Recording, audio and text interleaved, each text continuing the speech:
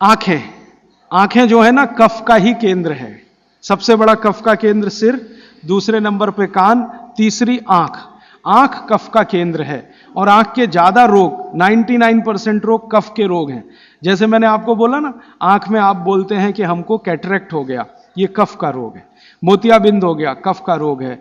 Glaucoma हो गया, कफ का रोग है। आंखें लाल हो रही हैं, कफ के प्रभाव।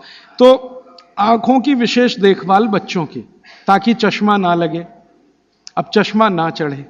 अब आंखों में क्या करें जी, कफ को कंट्रोल करने, तेल नहीं डाल सकते आंखों में, क्योंकि तेल और आंखों का मेल नहीं है। आंखों में हमेशा एक फ्लूइड रहता है, तेल में डालें माने तेल उस फ्लूइड में गया तो गड़बड़ करता है। तो आंखों के लिए घी ठीक है, देशी गाय का घी। तो बच्चों को नियमित रूप से देशी गाय का घी आंखों में लगा सकते हैं तो बहुत अच्छा है। देशी गाय का घी ये कफ को शांत करता है।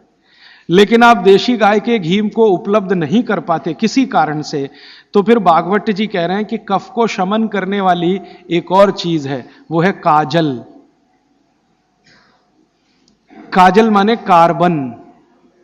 कार्बन कफ को शांत करने में सबसे बड़ी भूमिका निभाता है। तो बच्चों को नियमित रूप से आंखों में काजल होना ही चाहिए। भागवत जी ने बहुत सुंदर शब्द इस्तेमाल किया है, सौवीर अंजन, उसको कहें काजल, सौवीर अंजन, बहुत सुंदर शब्द है। और भागवत जी इतने दयालु और कृपालु हैं कि उसकी पूरी विधि भी लिख के गए कि बच्चों के लिए जो सौवीर अंजन बनाना है वो कैसे बनेगा।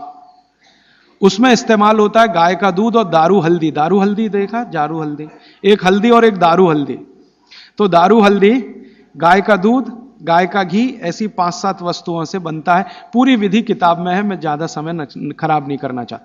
तो बच्चों को नियमित रूप से आंख में काजल, क्योंकि कफ को शांत करे, कान में तेल, सिर पर तेल की मालिश, ठीक है। ये 3 चीजें उनके लिए बहुत आवश्यक है।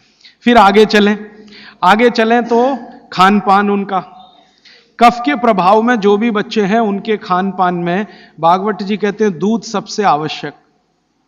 दूध, बिना दूध के बच्चों का जीवन नहीं, दूध तो उनके लिए सबसे आवश्यक। दूसरी कोई चीज उनके लिए आवश्यक है, वो है मक्खन। मक्खन, लोनी कहते हैं, मक्खन कहते हैं, लोनी। और फिर तीसरी चीज है घी, उसके बाद तेल, और उसके बाद जो भी आप साधारण चीजें खा रहे हैं वो। गुड़ बच्चों को बहुत ही आवश्यक है, क्योंकि कफ को संतुलित रखने में जो जो चीजें मदद कर रही हैं, घी है देशी गाय का, दूध है, दही है, मट्ठा है, मक्खन है, गुड़ है, ये सब कफ को संतुलित रखने वाली चीजें। तो ये बच्चों के भोजन में नियमित। अब गुड़